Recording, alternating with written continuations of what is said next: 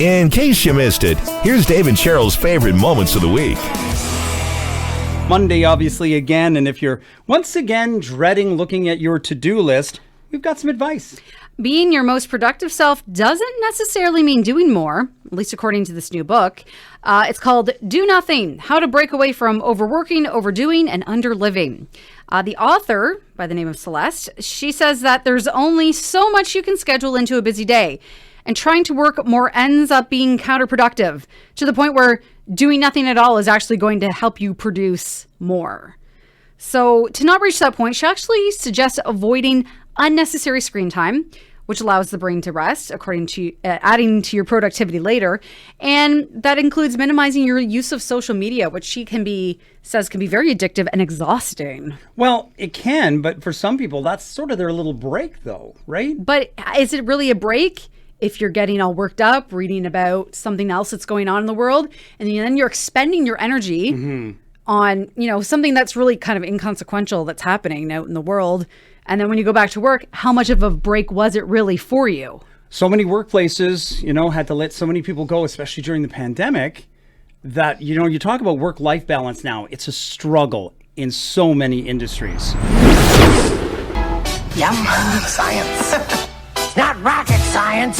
Check it out. I blinded us with science. The oldest known sentence written in the first alphabet was discovered in Israel. Isn't that wild? And it was for takeout. They were looking for pizza. No, it was on a comb used for removing lice from people's hair. It's made of ivory. It's about 3,700 years old. And the sentence reads, "May this tusk root out the lice of the hair and the beard." The oldest sentence known to be written down. Hey, archaeologists just recently found a huge tunnel under a temple in Egypt, and they think it might actually lead to Cleopatra's tomb. They also think her Roman lover, Mark Antony, might be there, too. Don't open it. Don't. It's like William Shakespeare's tomb we learned earlier. It has a curse on it. Put a camera in there, something like that. Take a look around, get a few pictures, and leave. Swiss scientists found the exact nerve group that needs to be stimulated to help people with spinal cord injuries walk again. Wow. Isn't that amazing? They already knew delivering shocks to the spine can help people regain some function. Now they've been learning a little bit more about how it works, which could lead, they're hoping, to further breakthroughs. That's amazing. It really is. Now that they've kind of narrowed it down. Hey, 2 patients over in the UK just became the first to receive transfusions of artificial blood that's made in a lab. Now, each person only got a few teaspoons worth of it, but if it is proven to be safe, this could be great news for people who have rare blood types and actually help to treat some things like blood disorders. Researchers say you may be able to cut your weightlifting routine in half and see the same results. You might like this. So how does that work? By lowering weights instead of lifting them up. They found in studies where various groups of people performed 3 distinct types of curl exercises, those that lowered weights during their workouts saw the same improvements as those that raised and lowered the weights again, despite performing half the number of reps. Oh. It's not interesting. But how do you lower it? You got to get it up first. How does that work? You just lift it up and then drop them. Then just lift them up and walk drop away. them. I mean, I've seen some guys at the gym lift like that, and it's shake your head. Anyway, and hey, you know that old saying, an apple a day keeps the doctor away? It might actually be true. Apparently, researchers say the daily consumption of apples, berries, grapes, and tea can promote heart health. So the study looked into, almost 200 studies on the health benefits of flavonoids. That's a bioactive compound that's good for your heart. And it showed that it can improve your blood pressure, cholesterol, and blood sugar levels. And the lower blood sugar levels resulting from ingesting the compound also reduces the risk of nerve and eye damage. Wow. So they're now advising people you should be eating the equivalent of an apple, some berries, and 2 cups of tea every day. That combination contains about 500 milligrams of the flavonoids. Well, everyone likes to say money can't buy happiness, but a new study suggests that it can buy happiness and it only costs $10,000. So researchers gave 200 random people a one-time payment of 10 grand. The one requirement was that they had to spend it within 3 months. And then they recorded how people felt on a monthly basis. Now, no surprise, in the 3 months where they had to spend it, they reported being happier than a control group that didn't get any money. But what might surprise you is that the good vibes seem to continue in the months after the money had been spent. Now, the one thing about this, though, people with household incomes above $123,000 did not report any noticeable improvements in their happiness. Well, I mean, you're making 123 grand a year, 10 grand, you're like me. But 10 grand can take a lot off your shoulders, whether it might be debt or fixing something in your home that was broken and was causing a lot of stress for you. Being able to buy things for your family members, stuff like that, people that might be struggling in your family. So right now the researchers are analyzing the results of what people did purchase with it to kind of figure out maybe sort of the different categories that brought the most happiness of what they spent the money on.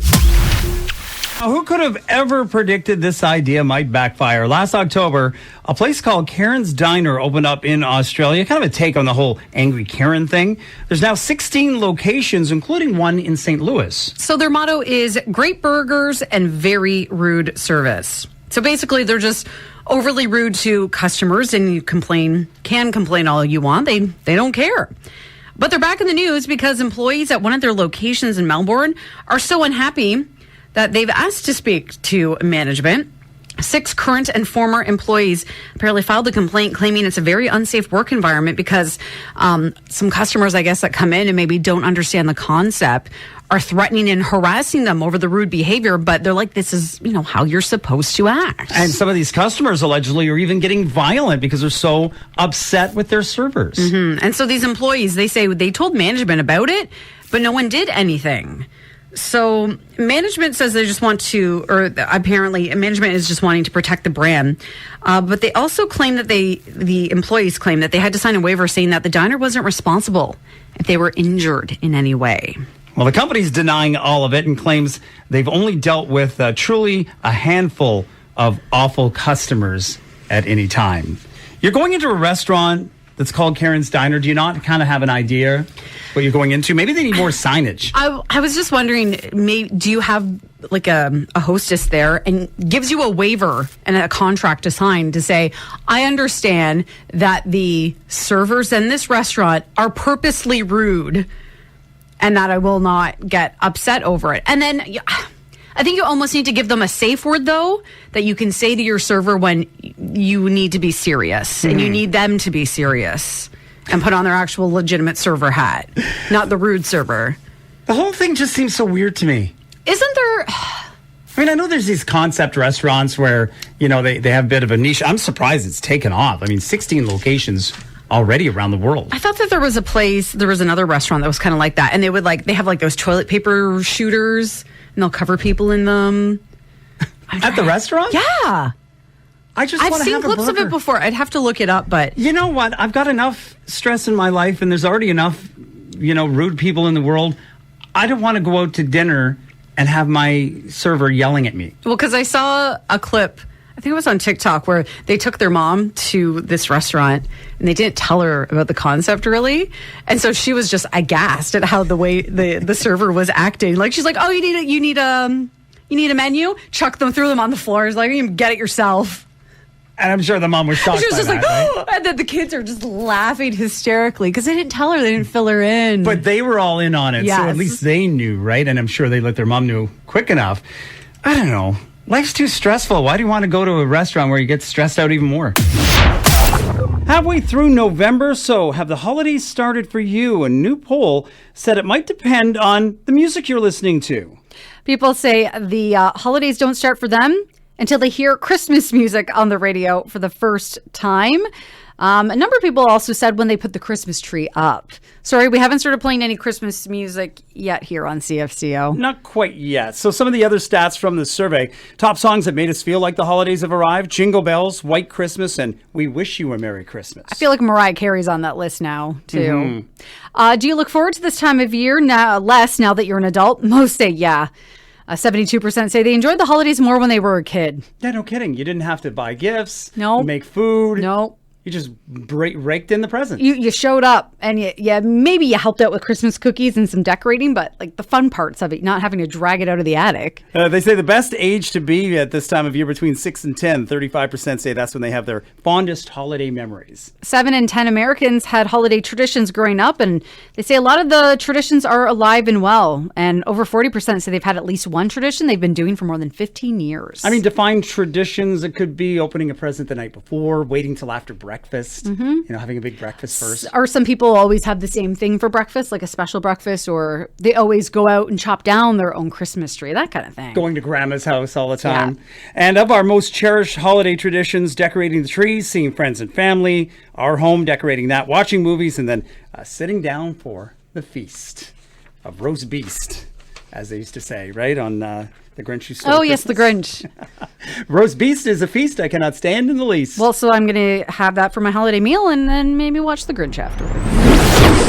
All right, we've got some great animal stories for you this morning. And when you think about dog names, you don't necessarily think about them like a ton of repeating names necessarily. Yeah, like I've had people ask me like, oh, why'd you name your dog Coda? And I was like, well, that's the name he had. And I just stuck with it when I adopted Sadie, him. we just came up with. We were driving. We actually didn't have a name until we picked her up and then figured it out. You know what, though? My sister and brother-in-law, one of their old dogs, who's unfortunately no longer with us, was Bella. And everyone, it was just before Twilight got big. So then for her entire life, everyone's like, oh, after Twilight. And it's like, no, they liked the name. And then everyone started naming their dogs Bella. And it was like, ugh. Well, apparently there's one vet that has a request for people. Stop naming your dog Luna. Yeah, she said, I had 5 Lunas in for an appointment on one day. It was absurd. He says it causes even more confusion because he's not always sure which animal the staff is referring to. Because there's 5 Lunas and they're all, which Luna? Luna 1, Luna 2, like Luna the Schnauzer, Luna the Labradoodle. Which Luna are we talking about? Some people felt personally called out and admitted that they use the popular name for their pets. So, they say they're almost embarrassed to tell people the dog's name because there's so many Lunas out there, it seems like these days. Well, we've got another animal story about a woman who tried to befriend a seagull. She lives over in England. Her name's Haley. She recently shared a story on TikTok about how a seagull became, quote, her best friend during lockdown. But that friendship came to an end when it turned on her. She says she first heard a crash and then started filming as the bird vomited all over her apartment and knocked over pieces of furniture. This is what happens when you bring a wild animal into your home. She says she then tried to pick up the bird and take a photo with it before letting it out the window. And that's when the seagull took a bite out of her nose and smashed one of her veneers, smucked into her face. Oh, broke man. a tooth. Violent. She says she threw the bird out the window and she had a bloody nose and was forced to super glue the veneer back in. That doesn't seem like a good job. But she thinks the bird was just annoyed and wanted potato wedges because 5 minutes later, after she threw him out the window, he came back. Some people criticizing her online, as you can imagine, for that relationship with the bird. Some thought it was cute. Okay, you want to feed the bird? Great. Leave it a plate of those potato wedges out on your back patio or in the windowsill or something. Don't bring them into your house because then you're going to get a bloody nose and bird poop everywhere. Well, she named him Bernie, so it sounds like she was trying to domesticate him, and that didn't work out so well. Speaking of birds, a woman and her wife had been, hearing some noises in the chimney of their cast iron stove for a couple of days. So they pried it open and a bird flew out. Okay, just stay. I have no hold on it anymore. I You're don't good, have you're any good. weight on it. Come on, buddy. Let's call animal control. Vultures are protected. Here it comes. It's coming out. Oh my God! There's a vulture in the house. Okay. It was a vulture. I didn't think it was a vulture. It looked to me like a big raven or huge crow. Or crow, something maybe. along those lines. But to her, she thought it was a vulture. Well, maybe in the small confines of your house, though, it looks a lot bigger. That poor bird hadn't had anything to eat or drink in a couple of days. They were able, by the way, to get the bird safely out of a window. And everybody is okay after that close encounter with some kind of bird. What's the longest you've ever waited in line, and what was it for? You can give us a call or a text, 519-351-6300. We started thinking about this because we've got Black Friday right around the corner. Mm-hmm. Traditionally, people will line up hours for that kind of stuff. Yeah, the night before or hours before. It's a little different now that you can do a lot of online shopping.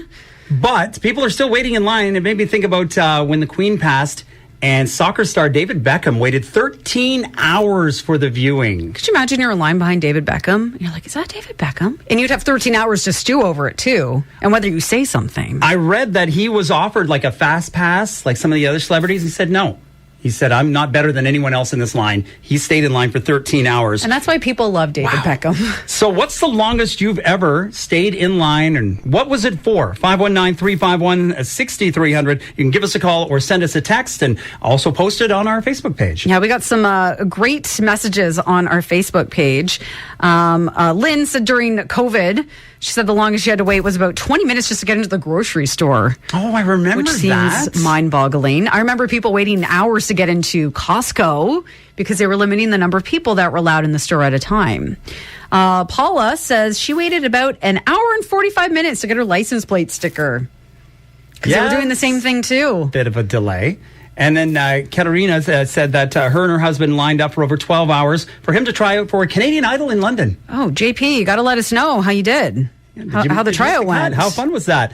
Send us a text message or give us a call, 519-351-6300. Diana says the longest line that she was ever in was the passport office in Windsor this past August. My friend and I both went together. I took 2 hours and 45 minutes. She took 3 hours and 15 minutes. Ooh.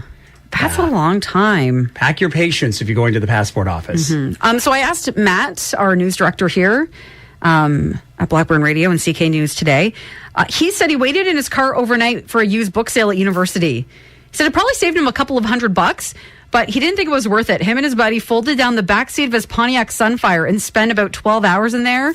He said, most uncomfortable night of my life. I bet. But save some money. When you're a poor student, right? You know, save yourself a couple $100. That can go to beer instead. I just got another text message. I waited for 3 hours on Canada Day to get the kids cotton candy. I missed the fireworks. I hope that was the best cotton candy in history. Hope it was delicious. That is a bit of a wait. Pierre also sent us a text message. He said he waited over 12 hours last year for a tattoo. Crown and Anchor did it for the Sick Kids fundraiser.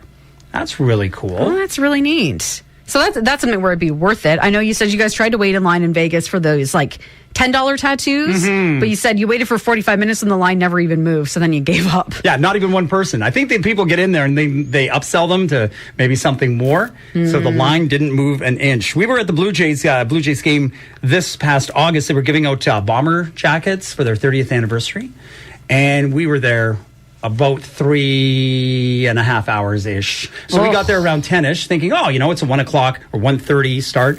We'll be there far and away in enough time. We got in there just in time for the first pitch. Wow.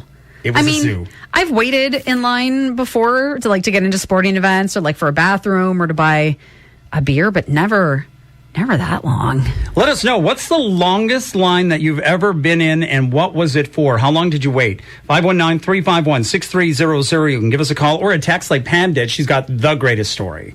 So Pam's story was, I waited outside Zeller's on Grand Avenue for almost 2 hours to get my daughter a Cabbage Patch Kid. Finally got inside, only to have another mom take it from my hands. I got it back. Don't mess with Pam. Do not mess with Pam. Don't get between Pam and a Cabbage Patch Kid for her kid. So you can send us a text message. You can also comment on our Facebook page too. They had a couple of stats about when people are waiting. 25% said they'd wait up to about 2 hours. 15% said 3 to 4. 4% 5 to 6. 2% said 8 hours in line, and 3% said they've waited even longer than that. I did Boxing Day shopping for a laptop when we used to have Future Shop. Oh, yeah. So I got up. My daughter wanted to go out too. She'd never gone to that. I'm not a big fan of standing in lines for stuff, but the deal was really good. But we're so Canadian. Everybody was very polite. Nobody was pushing and shoving. There was nothing going on. We stopped and got some coffee on the way there, and I was able to get it, and boom, done. That was probably 2.5-ish hours, maybe 3. That's not bad. That we waited for. It's more just waiting for it to open. I'm surprised no one has said anything about waiting for a ride at an amusement park, because that's what I immediately thought of. Now, Disney World wasn't too bad the last time I went because they do this fast pass thing now. So we tried to do that more often. And we had my nephews with us, and they can't stand waiting in lines for more than 5 minutes. And it's it like seems. any kid. They're little. I think we waited maybe half an hour at the most. But then I was thinking about going to Cedar Point or Wonderland, right? Standing in line for one of those roller coasters would probably be a couple hours. Hi, CFCO. What's the longest you've ever waited in line, and what was it for? It was 4.5 hours. Okay. And what was that for? It was to get my divorce papers. Was it worth the wait? Yeah, I guess so. Well, I mean, you need to get them. So thanks for your call. You have a great day, Ace. Just got another text message into somebody saying, my dad and I had to wait 36 hours for a tow truck once in northern Quebec. Oh. Man, hopefully it wasn't winter, because that'd be one very long wait. Well, you can send us a text message or give us a call, 519-351-6300. Well, it's said the average cell phone is pretty dirty. You think about your phone. When's the last time you cleaned it? But there's actually something that has 30 times more germs than your phone. Yeah, your kid's backpack. So maybe don't let them toss it on top of the kitchen counter when they get home today. Clorox actually commissioned the study. They swabbed a bunch of things that were in homes with school-age kids. Here's a few of the stats. Now, when your kids get home from school, their clothes are 28 times germier than the average toilet seat. Don't panic, though. Toilet seats actually are pretty clean because they get cleaned on a regular basis. The average parent's couch is as germy as a dog's tennis ball. Ugh. Remote controls and video game controllers, 26 times germier than the average bathroom doorknob. 69% of parents are worried about their kids bringing germs home from school. And 54 fully expect their kids to get them sick at some point during the school year. And that always happens. They get sick, you get sick. It's a vicious cycle. But it sounds like when it comes to the backpacks specifically, we should be cleaning them out a little more. Yeah, so throw that in the washing machine when they get home today. You've been listening to Dave and Cheryl's favorite moments of the week.